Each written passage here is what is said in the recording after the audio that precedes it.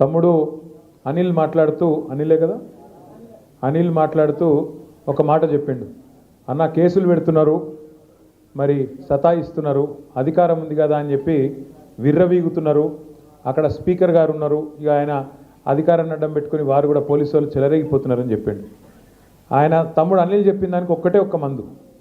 ప్రజాస్వామ్యంలో ఎక్కడైనా ఏ దేశమైనా సరే, ప్రపంచంలో ఏ రాష్ట్రమైనా సరే ఒకటే ఒక్క మందు. అందరు అధికారులు చక్కగా కావాలంటే మీరు ఎక్కువ శ్రమ పడాల్సిన అవసరం లేదు. మీరు రేపు లోకల్ బాడీలో జెడ్పీటీసీలు ఎంపీపీలు గెలిచి కూర్చొని వికారాబాద్ నియోజకవర్గంలో తెల్లారి నుంచి ఒక్కొక్క ఆఫీసర్ ఎట్లా మారుతారో మీరే చూస్తారు. సాటుకు ఫోన్ చేస్తారు, అన్నా జర ఆనందానికి చెప్పి నేను మంచోన్ని పైకి వెళ్ళి స్పీకర్ సాబ్ ఒత్తిడి చేస్తే ఏదో చేసిన దండం పెడితేనే మళ్ళీ మీ గవర్నమెంట్ ఎట్లా వస్తుంది కేసీఆర్ గారిది, జర ఆనందానికి చెప్పి మంచి పోస్టింగ్ ఇవ్వాలి అని చెప్పి అదే అధికారి మీ ఎంబడ పడపోతే నన్ను పట్టుకోండి. అనిల్ కూడా నేను చెప్పేది ఏంటంటే ఒకటే మందు, ఎక్కతో ఆలోచించేది ఏం లేదు అనిల్. ఒక్కటే ఒక్క మందు.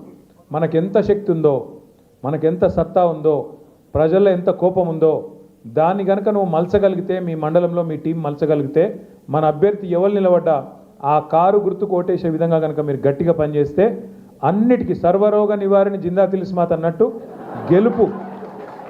గెలుపే రేపటి మీ పార్టీకి మలుపు అవుతుంది. మీ సమస్యలన్నిటికీ కూడా అదే పరిష్కారం అవుతుంది. ఒక అనిల్కే కాదు, నేను చెప్పే ఈ మాట మనందరికీ కూడా వర్తిస్తుందని చెప్పి నేను విజ్ఞప్తి చేస్తూ ఉన్నాను. అట్లాగే మా తమ్ముడు శ్రీకాంత్ రెడ్డి గారు కొద్దిగా బాధపడ్డాడు. మా మరపల్లి అధ్యక్షుడు ఏమన్నాడు, అన్న మరి ఇదివరకు ఏం చేసినాం ఏం చేయాలని పక్క పెడదాం, కానీ పని చేసుకుంటూ పోదాం, గట్టిగా నడుద్దాం అని మాట్లాడండి. సంతోషం శ్రీకాంత్.